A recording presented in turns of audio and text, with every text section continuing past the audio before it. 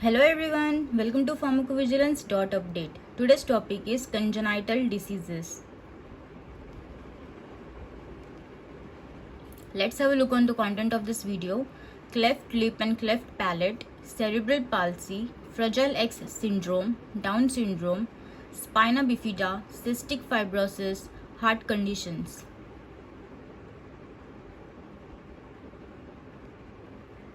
Let's start with cleft lip and cleft palate. Openings or splits in the roof of the mouth and lip.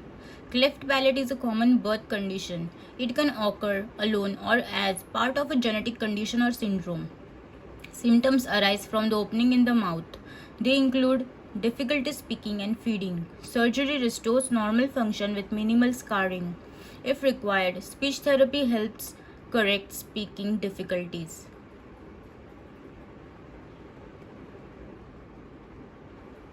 Cerebral palsy.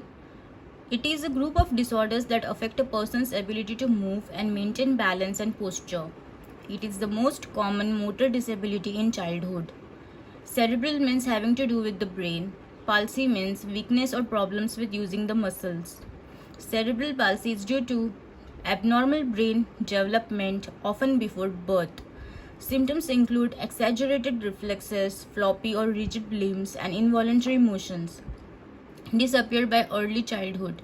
Long-term treatment includes physical and other therapies, drugs, and sometimes surgery.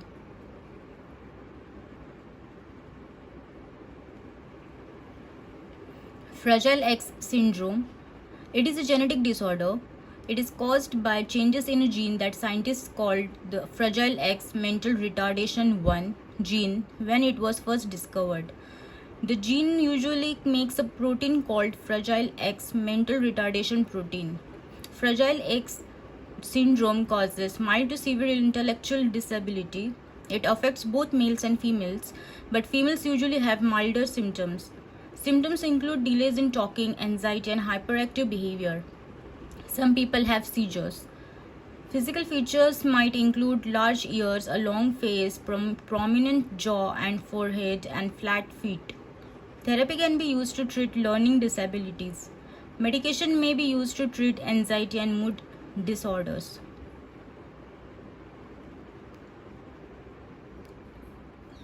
Down syndrome. It is a condition in which a person has an extra chromosome. Chromosomes are small packages of genes in the body. They determine how a baby's body forms and functions as it grows during pregnancy and after birth. It is a genetic disorder caused when abnormal cell division results in extra genetic material from chromosome 21. Down syndrome causes a distinct facial appearance, intellectual disability, and developmental delays. It may be associated with thyroid or heart disease.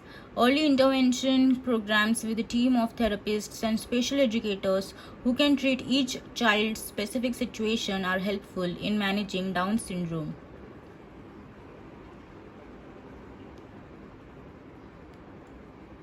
Spina bifida. It is a condition that affects the spine and is usually apparent at birth.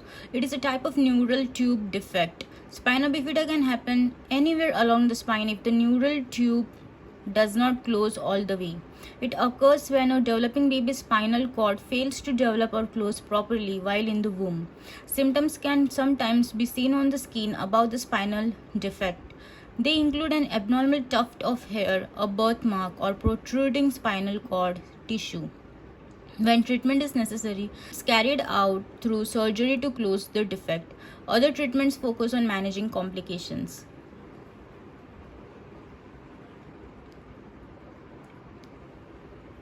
Cystic fibrosis. It is an inherited disorder that causes severe damage to the lungs, digestive system, and other organs in the body. Cystic fibrosis affects the cells that produce mucus, sweat, and digestive juice, causes these fluids to become thick and sticky. They then plug up tubes, ducts, and passageways. Symptoms vary and can include cough, repeated lung infections, inability to gain weight, and fatty stools. Treatments may ease symptoms and reduce complications. Newborn screening helps with early diagnosis.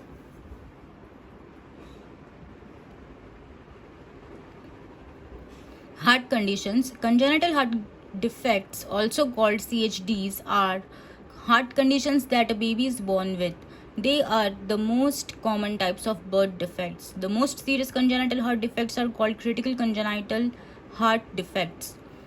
The other most common type of heart defect is a ventricular septal defect. It is a birth defect of the heart in which there is a hole in the wall, that is septum, that separates the two lower chambers, that is ventricles of the heart. This hole also is called the ventricular septum.